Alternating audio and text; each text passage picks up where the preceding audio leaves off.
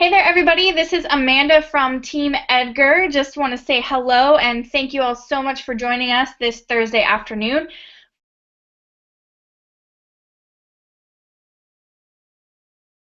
for our Find the Started here in just a minute. I see a lot of you are letting us know where you're joining us from today, and we have people from literally all over the world, which is awesome. People from Colorado and Florida and even Budapest, Hungary, which I love Budapest, so very cool city there. So the way that today's Hangout is going to work, first of all, I'm going to go ahead and get my slides ready to go here. Like I said, my name is Amanda, and I'm going to be presenting today's webinar. The way that it's going to work, I will kind of go through things for about 30 to 35 minutes today. Tom and Stacy from Team Edgar are going to be in the chat room fielding questions and just kind of like keeping an eye on discussion, so feel free to use that chat throughout the webinar. And then at the end, we will have some time, probably at least 15 minutes or so, for some questions and discussion. So if you do have questions along the way, feel free to, you can pop them in the chat or you can hang on to them until the end, totally up to you. And just to remind everyone, you will get a link to a replay of the webinar as well as all of these slides in a couple hours after we're done here today. So you will get access to a replay and all that fun stuff. So that's kind of all the housekeeping. Before we get started, can you just pop into the chat and let me know that you can hear me and that you can see my screen right now, which is just kind of the welcome or intro screen to the webinar. As long as you can hear and see me, that's awesome. If you're having any problems with the audio or visuals or anything like that, you might try refreshing. Sometimes Google Hangouts are a little bit weird and it just depends on your internet connection, but hopefully we are all good to go. And if we don't have any issues, we're just going to go ahead and dive right in so we can make the most of the time that we have. Again, thank you so much for joining us. And this is how to find the best times to post on social media. So let's go ahead and get started. First of all, let me tell you a little bit about what we're going to cover today so you have an idea of what to expect. So first of all, we're going to talk about why you don't always want to rely on other tools to tell you your best posting times. So today's webinar really is going to be all about how you can find the best times to post for your specific audience.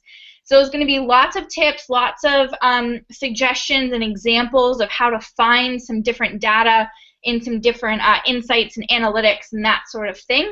So this is all going to be about your specific audience, and we're going to tell you why that's important to know. We're going to also tell you how you can find out info about your website's audience, and again, why you would want to know this sort of information. And then we're going to go over how to find the best times to post on both Facebook and Twitter. So again, this is going to be very specific to your audience, so there's going to be lots of suggestions for what you're going to need to go and find out on your own. You might be tempted to kind of play along, so to speak, and maybe pop into your Facebook Insights or your Twitter Analytics as we go along. However, just remember you will get a replay and all the slides from this presentation. So if you want to maybe wait till later and go through the slides again on your own, that is totally cool, and you'll have the opportunity to do that. So let's just dive right in. Let's first talk about the big D word, data. Data doesn't have to be scary. If you're like me, I'm actually one of those people that kind of freak out when I see spreadsheets or lots and lots of numbers grouped together and graphs and charts and all this stuff and statistics. That's another scary word for me. If you're like me, though, I am here to assure you that what we're going to go over today, I'm going to show you that it doesn't necessarily have to be scary. It's not going to be too complicated. I'm going to show you how you can look at your analytics and your statistics and your insights and all of those scary words and make sense of them. I know that some people are more data minded than others, and I'm definitely one of those people who's not super data minded. So coming from me, this is a presentation that I hope you will also be able to understand and take something away from. So we are, of course, going to address this question. Okay, we're talking about how data is not scary, but why do you need to know this stuff? Why do you want to know information about your audience and about best times to post, and why does it matter? Well, there are a couple different reasons why this is really important. First of all, we're talking about consistency. Consistency on social media is so, so huge, right? You don't want to go days or weeks without posting, and you also don't want to be just posting randomly, because when you're just randomly sending out social updates, let's be honest, sometimes you're just kind of wasting your time. Like, let's say you got all the way to 4 o'clock today and you're like, oh crap, I haven't posted anything on Facebook yet today. And you run over there and you write an update and you send it out, and then like nobody responds to it. And it could be partly just because you're not consistent with your social media posting. So knowing the best times to post obviously going to help you be a lot more consistent. Another reason why this matters is so that you can optimize your posting on social media. So this means you're going to be posting when your followers actually might see what you're sharing. We know that Facebook reach and the lifespan of a tweet, they're not that great, right? And so you definitely want to optimize everything that you're doing on social media and to get more out of your updates, because again, a lot of your stuff just doesn't get seen, and if you're being consistent and optimizing when you're posting things, you're going to get more out of your updates. And this means perhaps more reach, more engagement, and just it's going to save you time, because you're not going to have to be so stressed out about just doesn't get any response from your audience. So all of these reasons are why it's important to figure out this stuff on your own. And I know you're probably going to ask now, why do I have to do it all on my own? Can't I just go out there and find a blog post that's all about the best times to post on social media? And the short answer is nope, you can't. And that's simply because everybody's best times to post are going to be different. So whether it's, your industry might be different than the person, sitting next to you, and sitting, we're using that term loosely here since we're all on a virtual webinar. But, every industry is different. You might be in a totally different time zone than somebody else. Your audience might be, might be older or younger, and depending on age and gender and all these different factors, people tend to be online at different times of day. So it is really important for you to find out the best times for your particular audience. Yes, there are plenty of posts out there that will tell you, kind of based on all these studies that different social media, study people have done, looking for the best times to post. And there are plenty of things out there that report on all of these different studies and all of this different research. But really, it might be a starting point, but it's not going to tell you anything about your specific audience. So that's really what we're talking about here today. And everything I show you today, you're going to be able to replicate to find out the info about your audience. So everything we're talking about, it's all going to be free tools that you can use to find these best times on social to post. So first of all, let's talk about how to find out more about your audience. I kind of mentioned this in the beginning when I was saying stuff we're going to talk about. And this means learning more about the people who read your website, who buy your products, who sign up for your courses or your services or whatever it is that you're offering. And this doesn't directly tie into the best times to post, but it's still a really important thing to know. And why would you want to know more about your audience? Well, it's good to know your audience, right? You want to know the people who are actually responding to you, the people who are spending money on your website or on your products or whatever it is that you're selling or that you're telling people about. You want to know who's responding. And the best way to really find out more about your audience is to use Google Analytics. And if you are not using Google Analytics to kind of track your web traffic, you should start. So you can go to google.com/analytics, and it's free to use. You just have to have a Google account, and you can set your site up and all this fun stuff, and you get tons and tons and tons of information about your traffic and where it comes from and where the people who are reading your site come from. And it's a good starting point to just kind of get to know your audience a little bit better. And I'm going to show you a couple places that you'll want to look in your analytics. So first of all, you're going to want to check out some demographic information. And demographics are things like age and gender, sometimes occupation, that sort of thing that you can find out about your audience. So the best place to go in your Google Analytics, along the left-hand side, once you're logged in there, you'll see all these different links, and one of them says audience. If you click on that audience tab and then scroll down a little bit, you'll see demographics. And if you click on that and you click on overview, you can get information about your audience's age and their gender and all that kind of fun stuff. So we can see here, people that come to Edgar's site tend to be within kind of that 25 to 45 age range and skew slightly more towards female than male. Now, that's our audience. Yours might be completely different, but it's kind of interesting just to know. Also in that audience tab, you can find out where your audience lives. And now this is something that we're going to talk about on both social networks too. So on Facebook and Twitter, knowing where your audience comes from is really, really important. And you can find that information in Google Analytics about your website by going to the geo link under that audience tab and then clicking on location. So you can see here that most of our website visitors, almost 60%, are from the United States. So that's really good to know because, of course, that means we know what time zones that they're in, what times they might be more likely to be online or visiting our site, and that sort of thing. And again, this is just our website, but this information is really good to keep in mind. So if you go and look at this sort of stuff first, you can compare it later to the info that we're going to find out about our followers on each social network. Because a lot of times, obviously, the people who are visiting your website are going to be really similar to the people who follow you on social media. So it is kind of good to know everything that you can about your audience. So that's something to keep in mind. But I know Google Analytics is not why you came here today, so we are going to go ahead and jump into how to find those best times to post on social. And we're going to start on Facebook because Facebook, of course, is really, really great for promotion, whether it's a website or a service or whatever it is that you're promoting. But, you know, we definitely want to try and optimize it as best as we can. So finding out the best times to post is really one of the greatest and easiest ways to do this. So you're going to start out first focusing on your Facebook insights, and that's simply because this is info about your audience, about your followers, that comes directly from Facebook, right? This isn't like a third-party tool that's telling you about your audience. This is directly from Facebook. So it's a good place to start.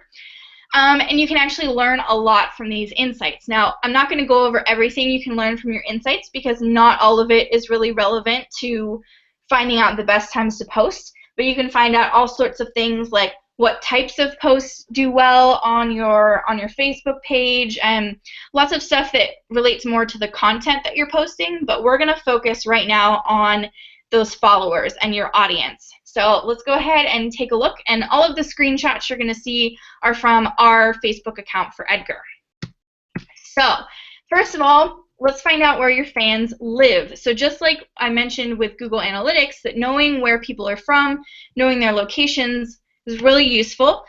You can use this by going to the People tab inside your Analytics, and this is going to give you important information about time zones. So, you know, obviously you're going to be in one time zone, but your audience is not necessarily going to be in that same time zone. So knowing where they live helps you figure out the better times to post. So this is what it looks like. So when you go into your Facebook Insights and you click on the People tab along the left or along the top, depending on which version of Facebook you have, Facebook is like kind of always tweaking this sort of stuff. But you click on that People tab and you click on your fans along the top, and you get all this information following your Facebook page. So you can see here, I mean, we've got gender info about age, and we also have info on the countries and the top cities where our fans are coming from. So again, this looks really similar to what we saw in Google Analytics, right? That United States is by far our top country for where our fans are coming from. The majority of people who like our page are US based. So that's really useful to know. And then we've got the UK, Canada, and Australia underneath that. So those are kind of our main audiences on Facebook, with the US obviously being number one. But you can find even more info if you compare a few things on Facebook. So for example, now let's look at comparing the fans to the number of people reached or engaged, because Facebook also gives you this info.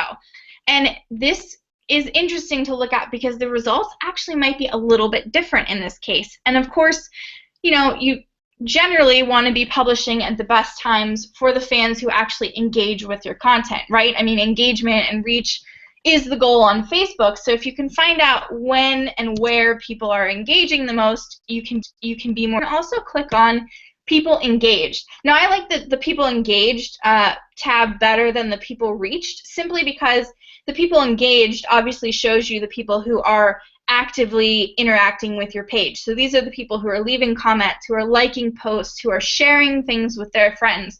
So these really are like kind of your best fans, are the ones that are engaging. So we can see some interesting differences here, right? For example, the gender is still skewed way towards the female end as far as the people engaged, but it's actually a lot more women that are engaging than men. Also, if we look at the ages, that's a little bit different too. So our fans, there's a slightly higher percentage in that 35 to 44 age range, but it's actually the slightly younger fans who are going to be interacting more, according to Facebook. Now, this info about your demographics doesn't necessarily have any bearing on when you're going to be posting. I mean, unless like the age ranges are like hugely different, like if most of your fans are above 45, but you have like the 18 to 24-year-olds are engaging more, then that might actually make a difference in when you're posting. But in general, this is just kind of interesting information and might influence the type of content that you publish more so than when you publish it, right? I mean, if you have a ton more women engaging than men, then maybe you're going to kind of keep that in the back of your mind when you're creating content on your page. But what's really interesting here is, again, in that location box underneath. So we can see here that, again, it's still the US that is the top engagers, but the number 2 audience for our general overall fans is the UK. However, the number 2 country that people engage from is actually Australia on our Facebook page. So that's kind of interesting. And of course, like, you know, the numbers aren't that much different. It's not like a huge deal.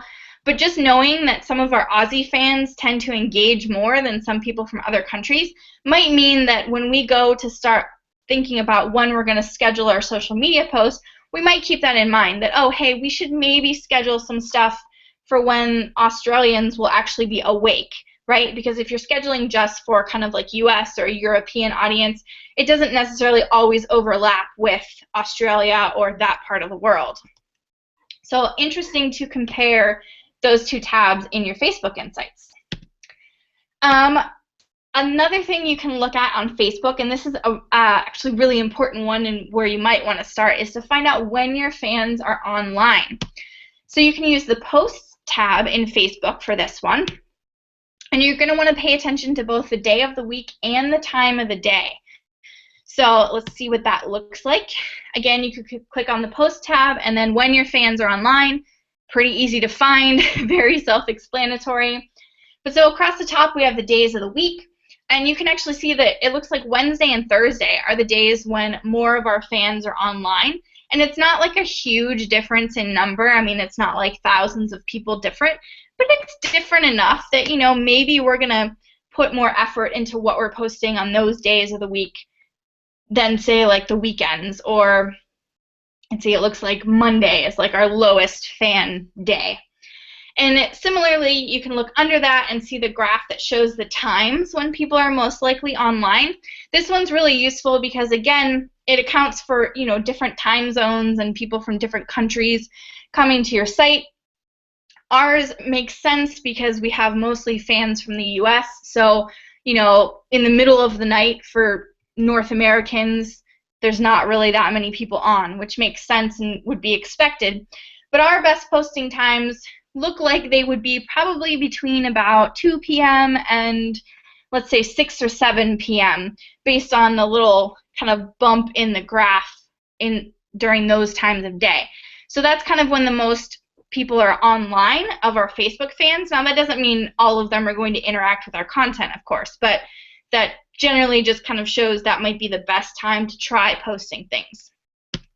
So the last thing you can look at in your Facebook Insights to help you figure out your best times to post would be to take a look at your most popular posts on Facebook. You might not know that you can do this, but I'm going to show you how. So again, you're going to use the Post tab in Facebook, and you're going to be able to filter this by engagement or reach, and then you can pay attention to the times that you posted. So I'm going to show you that as well. So for example, you're going to go into your insights, click on overview, scroll down to where you see your 5 most recent posts, and then click on that link that says see all posts. It's going to take you to this page where you actually have all of your posts. I don't know exactly how many months Facebook goes back for this, but it's at least like 3 or 4 months that you can kind of filter. And then across the top here, Facebook doesn't do a great idea or a great job at making those look like links, but they actually are. So if you click on reach or engagement, Facebook Insights will actually filter this or kind of reorganize it to show you the posts with the most engagement or the most reach, depending on which one you clicked on. So here I clicked on engagement and got it kind of ordered by the most engagement to the least. I prefer to do it by engagement rather than reach because, you know, sometimes a post might get a lot of reach but not really so much engagement. And for me, engagement matters a little bit more because, like I said before, that's reflective of the people who are actually actively, you know, clicking on things and commenting and interacting with your page.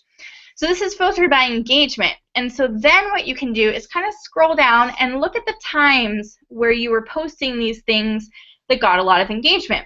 And we can see here that out of the 10 posts that are currently on the screen, 7 of them were posted between, let's see, 3 and 5 p.m. So that's kind of interesting, but it does definitely match up with what we just were seeing in the when your fans are online slide before. So again, this kind of like little bump in the graph is between, let's say, 2 and 6 or 7 p.m., whereas on this slide, a lot of our most popular or most engaged posts were also within that time range. So this kind of is just, I mean, you don't have to do this part, but it can maybe reinforce what you're finding in your insights to kind of say, oh, hey, these really are the best times to post because people are actually interacting with what we're posting. And of course, you're going to have some outliers. Like we have some other items in here that weren't posted during those hours, but actually the majority of these were within that time frame. So kind of interesting to take a look at once again. So I'm going to give you one other tool that you can use to look at some info about Facebook. Like I said, the best place to start is going to be your Facebook Insights because that's really specific to Facebook and your audience. But of course, you know, it's always good to kind of get some info from elsewhere as well. And as personally, as a person who is not so great with stats and data, like I was saying before, sometimes being able to visualize things in more than one way can be helpful. So I'm going to tell you just really briefly about a site called Fanpage Karma, and it's just at fanpagekarma.com. It is a site that gives you some free insights and reports about your Facebook page. I believe they have like a paid version as well where you can obviously pay to get even more insights and reports, but the free version actually gives you a lot. So it gives you stuff like details on your best posts, your weakest posts, your engagement rates, the words that you tend to use the most in your Facebook posts. That's kind of interesting. Your most engaged users and more. So a lot of it is really similar to what you could find inside your Facebook Insights, but there are a couple things that are a little bit different. And just the way that they present things, they're slightly different types of graphs and charts and things like that. So again, it's just kind of a different way to visualize some of that data, which might be helpful for some people. One thing that I like in Fanpage Karma is this little tab called Times and Types. So once you connect your Facebook page, you get all this info. You can look at all of your content, which kind of gives you similar things to what you'd find in your insights. And Times and Types also similar, except for this graph is kind of interesting, or table, whatever you want to call it. So it shows you kind of it shows you when your page tends to post more. So the bigger the circle, the more posts that you've published during that time. And then it's also color-coded. So the more red that a circle is, the less engagement a post got. Whereas the more green it is, the more engagement posts at that time get. And it's kind of interesting to look at because if you can see here, I don't know, the numbers might be a little bit small, but this kind of like bottom line of circles is almost all green, so that's good. Green is good in this case. And you can see that those were all posted between about 4 p.m. and 8 p.m. Eastern time. So this is set to Eastern time. And again, that fits in exactly with what we were finding in our Facebook analytics as far as kind of the best times to post.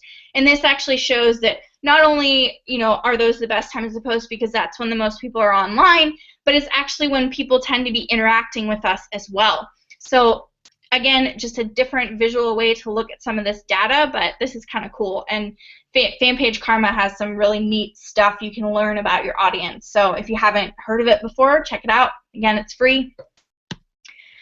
Okay, let's take a little break from Facebook and jump on over to Twitter. So Twitter is the second and, well, last social network we're going to talk about today. On Twitter, you want to first start out with your Twitter analytics because, again, this is going to be info about your followers directly from Twitter itself.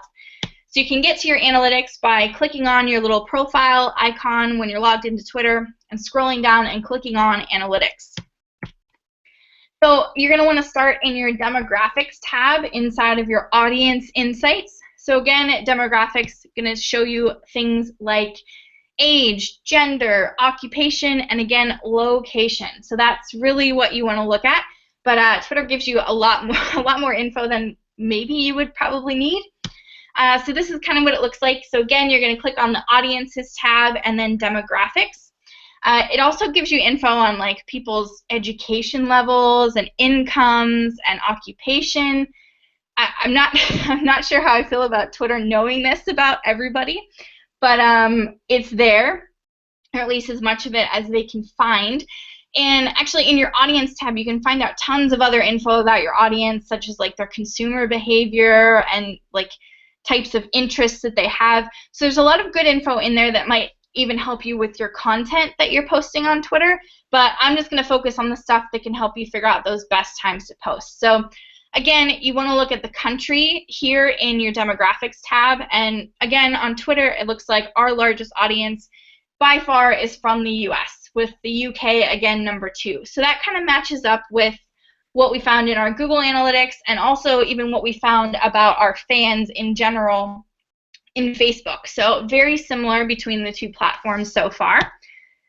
You can also head over to the Tweets tab inside Twitter. So Twitter's analytics have actually improved a lot just in the past maybe like 6 months to a year. They've added a lot more features and you can find out a lot more info about what you're sending out there. And in the Tweets tab, you can click on where it says Top Tweets. And you can actually use this to see what time all of your top most engaged tweets were posted at. And, of course, it's not an exact science here. And, maybe your top tweets were top tweets because they were like retweeted by a huge account and maybe the time has nothing to do with it. But I think it's still worth taking a look at. So again, you're going to go to the Tweets tab, click on Top Tweets, and then you're going to get this list of tweets with like the highest impressions, engagement, that sort of thing. And in order to find the exact time that they were posted, you just click on the date next to your Twitter handle there, and that'll actually take you to the full tweet where you can see what time it was posted. So I wrote the times in here, and it's kind of interesting because these times don't necessarily match up with what we were finding on Facebook, that kind of late evening time. These are kind of earlier in the day, more like lunchtime and a little bit after for East Coasters in the US. But again, this is just kind of interesting. I wouldn't necessarily take this as like the end-all be-all for best times to post. It's just kind of worth looking at. But again, some of these might just be flukes, so to speak. Like this top post here was a tweet that we sent out during a Twitter chat. So obviously it must have got favorited and maybe shared a couple of times, but it wasn't necessarily like new content we were putting out, so you might not even count that. So again, take it with a grain of salt, but still take a look because it's kind of interesting. I will say this though about Twitter is that its analytics, they don't really give you nearly as much information as Facebook does. So I have another tool that I want to tell you about as far as finding your best times to post on Twitter. This tool is called Twiriad. It's kind of a tongue twister to say, but it's just at Twiriad.com. And it's kind of a cool site. So you just sign in with your Twitter account, and you can generate free reports about your last 1,000 followers, and you can do that once a month. They do have paid subscriptions as well, where you can get more frequent reports, and I think you can look at more than 1,000 followers.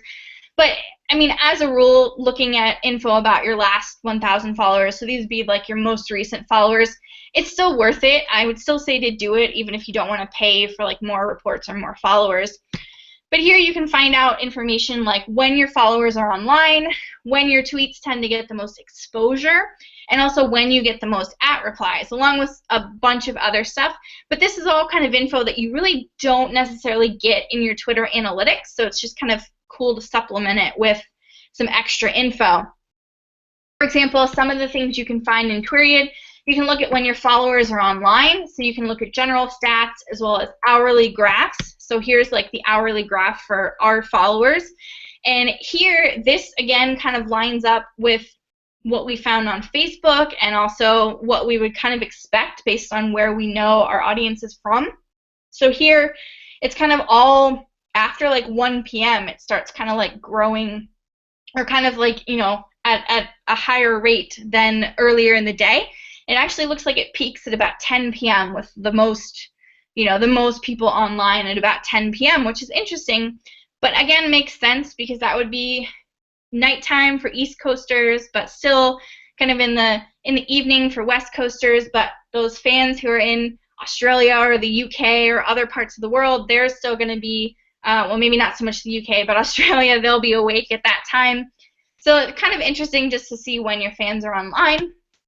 Again, you can see, you can look at per day, and you can also compare weekdays to weekends, which is, you know, and this all just depends on the demographics of your audience. Some of them might be more active on social media during the week.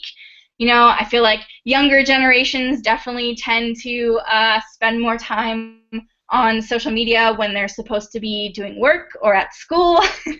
We're all definitely kind of attached to our phones all the time. Whereas on weekends, it might be a little bit different. So you can compare those two things inside Twiriad. You can also look at when your tweets are getting the most exposure. And again, you can compare weekdays to weekends. So this is interesting. So for us on weekdays, it's actually like later in the day that our tweets are getting more exposure and getting more engagement. Weekends, a little bit earlier in the day, so kind of afternoon and early evening, well, 7 to 8 p.m., and we're talking Eastern time here. So they are a little bit different depending on when we're tweeting. You can also learn about when you're getting the most mentions on Twitter. So Twiriad, again, will put together a nice little graph for you and kind of show you the average number across different times of day. And this might be a little bit different than, you know, when the other graphs that you see when people are online or when you're getting the most engagement, because obviously @replies are a little bit different. But again, info that you can use. So I know I threw a lot of graphs and stuff at you there. And now you might be thinking, or later on when you go to figure out all this info on your own, you might be asking, okay, now I have all this info, what the heck do I do with it? What do I do once I've figured out the posting times and, you know, when people are online and that sort of thing? What do I do with it? Well, the next steps. So as you're going through finding all this info, as you're digging through your Facebook Insights and your Twitter Analytics and using some of these other tools we mentioned, make sure that you're taking some notes about your best times to post on each network. Whether you're going to use a table or a graph or a spreadsheet, or even just a Google Doc, if like spreadsheets and graphs are scary, you can use whatever you want that will help you kind of visualize when those best times to post are. And again, a lot of the stuff we looked at just kind of reinforced other info that you find. So when you're looking at the posts that did the best on Facebook, that kind of reinforced when our fans were most likely to be online, which kind of reinforced where our audience was from, like what part of the world. So based on that, you can probably pick out a couple times a day that are going to be the best to post on each network, and just make sure that you're writing those down somewhere. The next step, though, is going to be to schedule out those updates on each network to make sure that you're posting at the best times.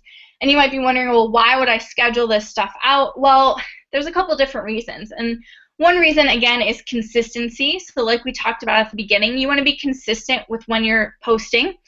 And again, I mean, if you remember some of the times that we just saw on Facebook and Twitter for our account at Edgar, a lot of our fans were online in the evening. So on Twitter, it was like 10 p.m. that the majority of our fans are online. None of us are working at 10 p.m. You know, we all kind of work a regular 9 to 5 schedule, most of us at Team Edgar. So how are we going to reach those people who are online at 10 p.m. or who are in different time zones without having to hire someone to like work at night? And the easiest way to do that, of course, is to schedule out your updates so that you can actually be posting at the best times, even if it means that you're not online when those best times are, because that's pretty common actually for a lot of social accounts, that your best times might not even be when you're at work, or they might be on the weekends, and you know, that sort of thing. And of course, Edgar can do this for you. I know we did a little poll asking if you guys are Edgar users or not, and a lot of you are not using Edgar yet. So if you're not really familiar with what Edgar is, it is a social media management tool, and it allows you to build a library of content that you can kind of cycle through and share more than once on social media. But the cool thing is you can schedule everything out in Edgar and just let Edgar do the sharing for you.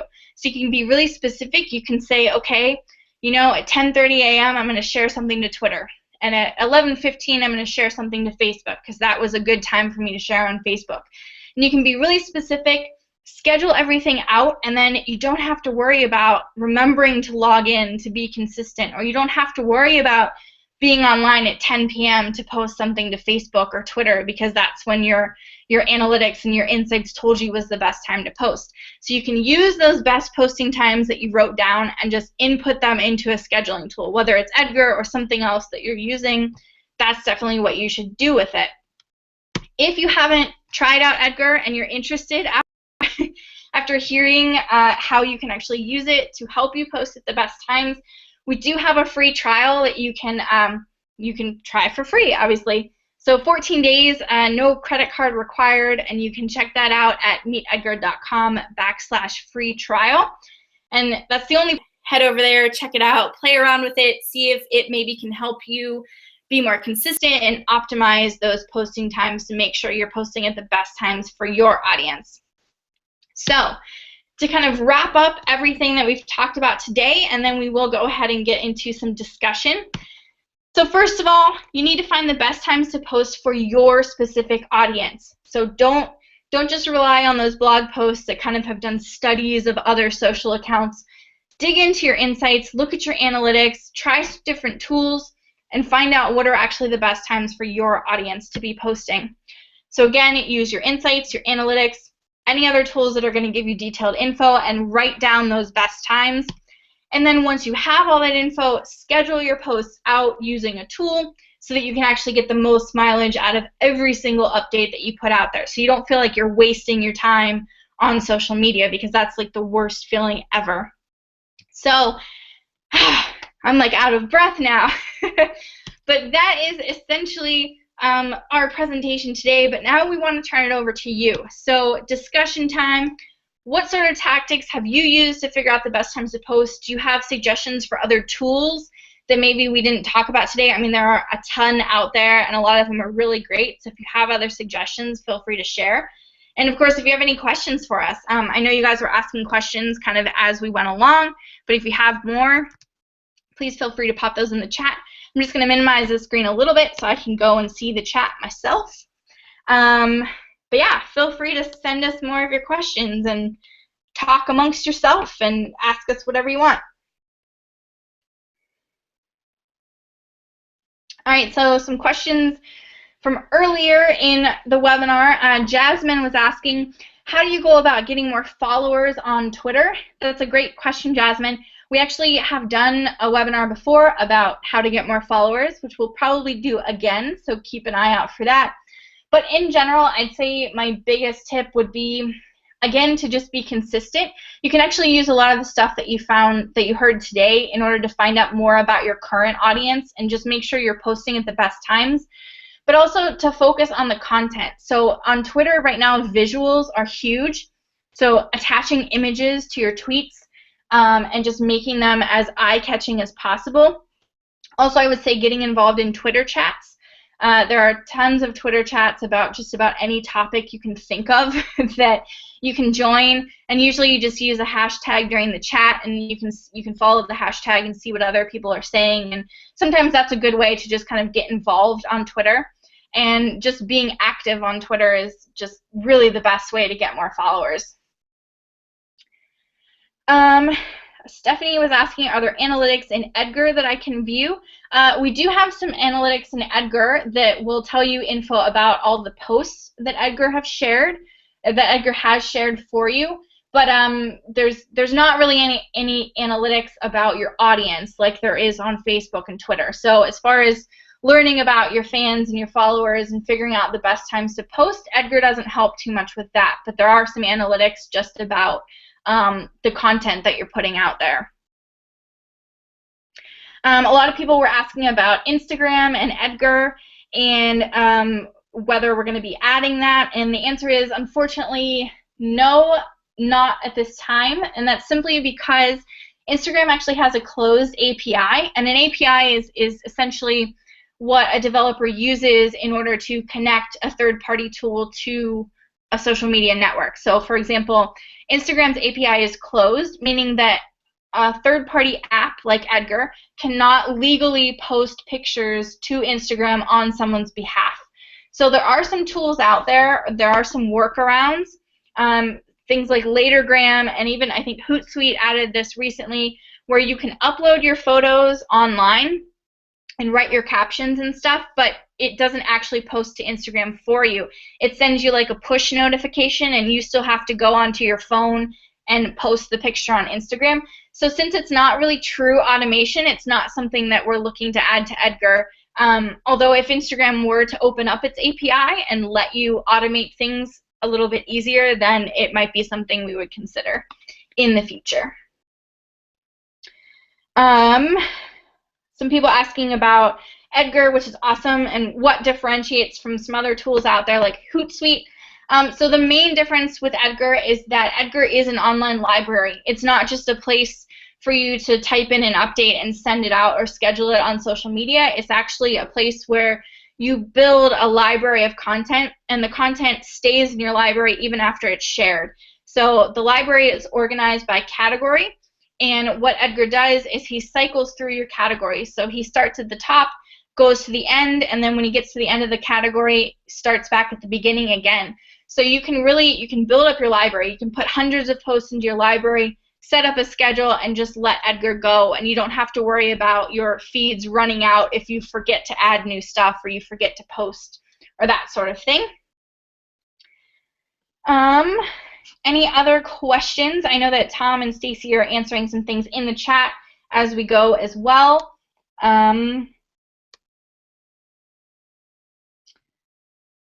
Let's see. Oh, somebody was asking about any tips for the best times to post on LinkedIn. And Patrick, I'm afraid I don't have any great tips there. I'm not sure that LinkedIn does analytics the way that Facebook and Twitter do. And in which case, like, you would need to be able to find out about your audience, like where they are and when they're online and that sort of thing. So I'm afraid I don't have any great suggestions there, but maybe somebody else knows of a tool that will give you some info on your LinkedIn audience. So if anybody does know of anything, please throw that into the chat, because I'm not really 100% sure on that one.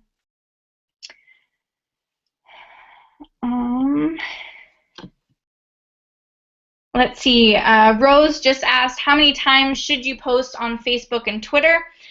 That, of course, is a tough question to answer, Rose, because it completely depends on your audience, what they tend to interact with the best, and that sort of thing. And again, you can figure out a lot of this just by finding out the best times to post. But in general, I mean, I know a lot of people will say you should at least be posting once a day on all of your social networks. So once a day on Facebook, at least once a day on Twitter. But of course, Twitter, you probably would want to post a little bit more, since Twitter moves so much faster than Facebook. At Edgar, we post a lot more. I mean, we post, I'd say, at least probably 15 times a day on Twitter and maybe 4 or 5 on Facebook, but that's just our strategy. So I would say definitely experiment with it. See what your audience responds to, because there's going to be a sweet spot. There's going to be, you know, a number of times to post that's going to work for your Facebook page and for your Twitter account. And I can't really tell that to you. You just have to kind of experiment and try it out. Some people asking about Google Plus and Edgar. Another good question. So Google Plus. So we've applied to Google to get permission to use Edgar to post to Google Plus, and we're just kind of waiting on them now. I think part of it is that Google doesn't know what it's doing with Google Plus. So we certainly do hope to add it to Edgar, but there's no ETA on that, unfortunately, because the ball's kind of in Google's court as far as that is concerned. And the platforms that we do post to at Edgar are Facebook, so that's Facebook profiles, pages, and groups, Twitter, and then LinkedIn profiles and company pages, in case anyone is curious.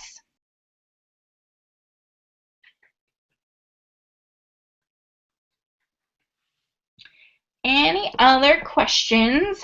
I know there were kind of a lot going through.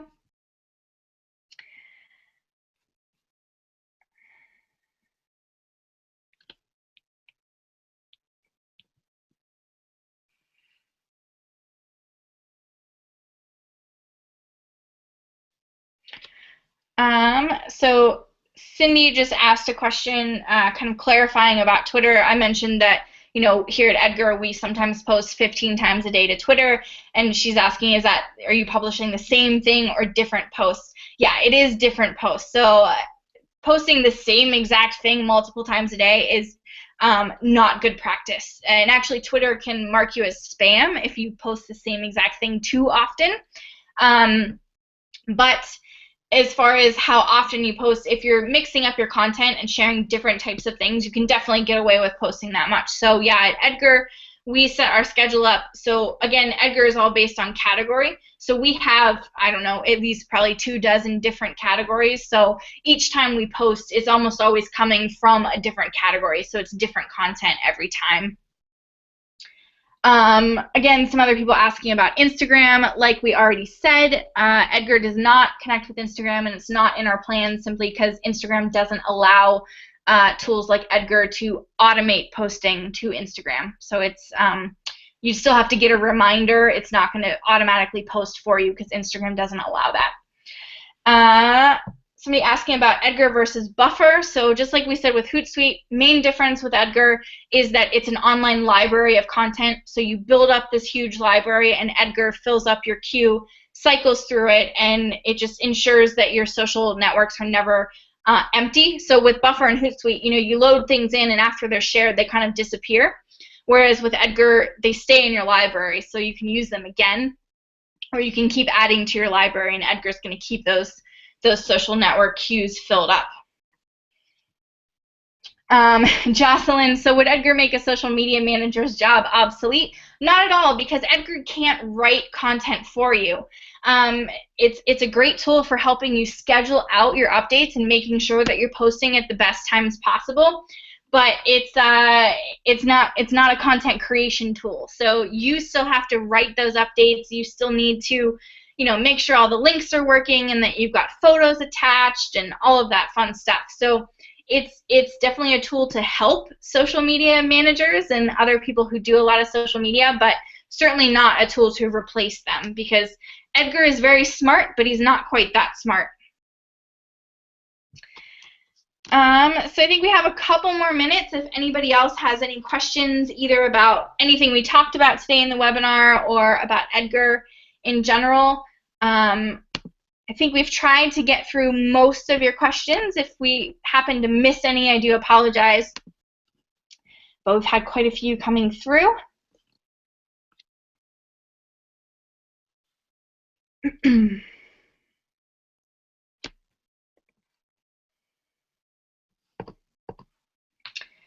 I see that somebody back there, Keelan, had asked about Facebook reach and how it seems to have dwindled in the last couple of weeks, and if there are any tips to bring it back up. And definitely something that I think frustrates anybody who is using Facebook for marketing and that sort of thing. And unfortunately, the answer is you just have to keep trying different things.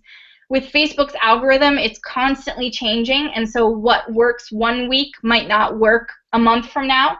And so if you do find that, you know, your reach is just not the same as it used to be, I mean, unfortunately, part of it is just because that's what's happening on Facebook. But another part of it might just be you just need to try some different things. So try posting different types of content. Try posting other people's content, not just always your own stuff. Experiment with photos and video, and maybe posting at some different times of day. And of course, make sure that you're using your insights to figure out what the best times to post are for your audience. Sometimes people just kind of throw stuff out there randomly, and if it's not really at a good time for your audience, that's going to kind of not be the greatest as far as reach and engagement either.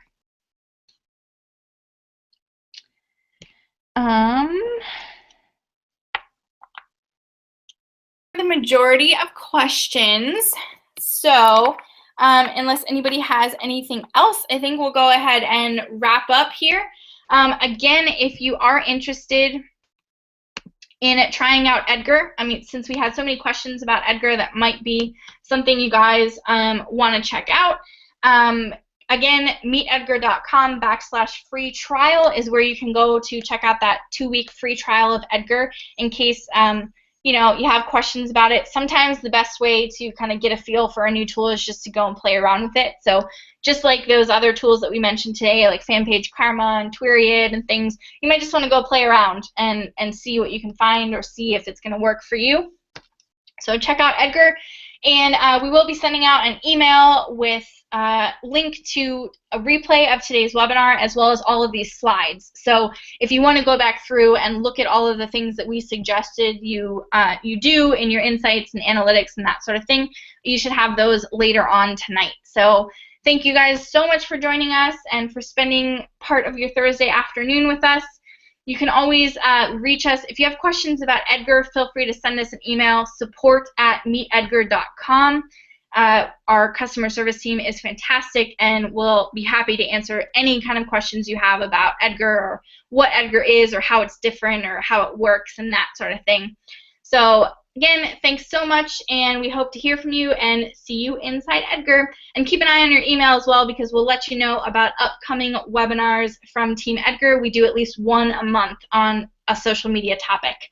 So again, thanks, and have a great rest of your week and a fantastic weekend. Bye, guys.